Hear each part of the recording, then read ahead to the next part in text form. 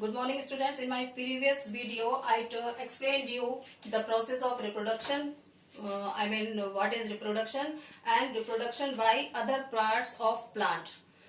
And now reproduction through seeds. I told you already non-flowering and flowering plants. Plants are of two types, flowering and non-flowering. तो flowering plants में मैंने आपको बताया था कि उसमें seeds के थ्रू रिप्रोडक्शन होता है। तो और सीड्स कहाँ से मिलते हैं? सीड्स फ्रूट्स के अंदर होते हैं और ये सीड्स जब मॉइस्ट सॉइल में डाल दिए जाते हैं तो फेवरेबल कंडीशन मिलने पर इनसे नए प्लांट ग्रो करने लगते हैं। तो फेवरेबल कंडीशंस का मीनिंग क्या है? मतलब फेवरेबल कंडीशंस क्या होती है? जब एक सीड को प्रॉपर मात्रा में, प्रॉपर अमाउंट में हीट, लाइट और वाटर मिलता है, एयर और वाटर मिलता है, तब वो उसकी फेवरेबल कंडीशन होती है।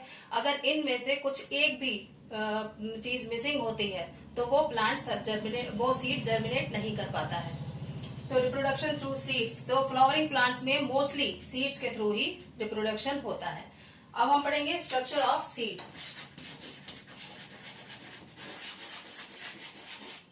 Structure of a seed.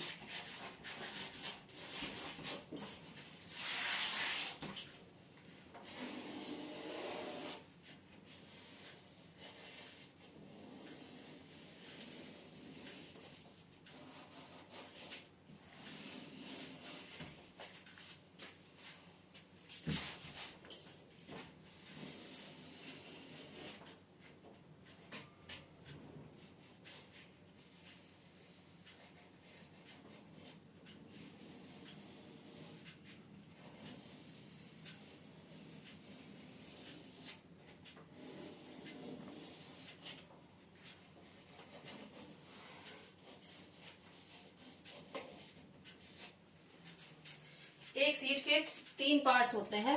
Number 1, seed coat. Seed coat जो आप ये देख रहे हैं, सीड की जो आउटर कवरिंग है ये कहलाती है सीड कोट। बस inside the seed coat there is cotyledons. ये cotyledons.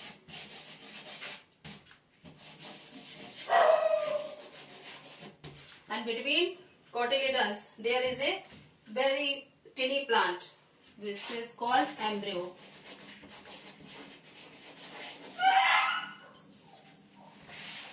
So a seed has three parts. Number 1, seed coat. Number 2, cotyledons.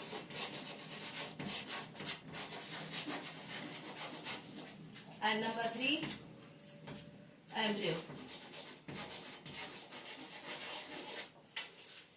Favourable condition मिलने पर यही एम्ब्रियो ये एक न्यू प्लांट में ग्रो करने लगता है। और ये कॉटिलेडन्स जो है इनमें फूड स्टोर रहता है जब तक कि ये एम्ब्रियो एक सैपलिंग में, यानी एक जो यंग प्लांट होता है उसमें चेंज नहीं हो जाता, तब तक कि ये अपनी एनर्जी के लिए जो फूड कॉटिलेडन्स में स्टोर रहता है उस फूड को ही यूटिलाइज करता है। कुछ प्लांट्स के सीड में ये सीड कोट के अंदर कॉटिलेडन्स 2 होते हैं, तब वो सीड्स डाइकॉट सीड्स कहलाते हैं। For example peas, gram, beans etcetera. और अगर inside the seed coat there is 1 cotyledon, they are called monocot seed. तो वो मोनोकॉट सीड कहलाते हैं। एग्जाम्पल है राइस, मेज और wheat. Now it's time for your homework.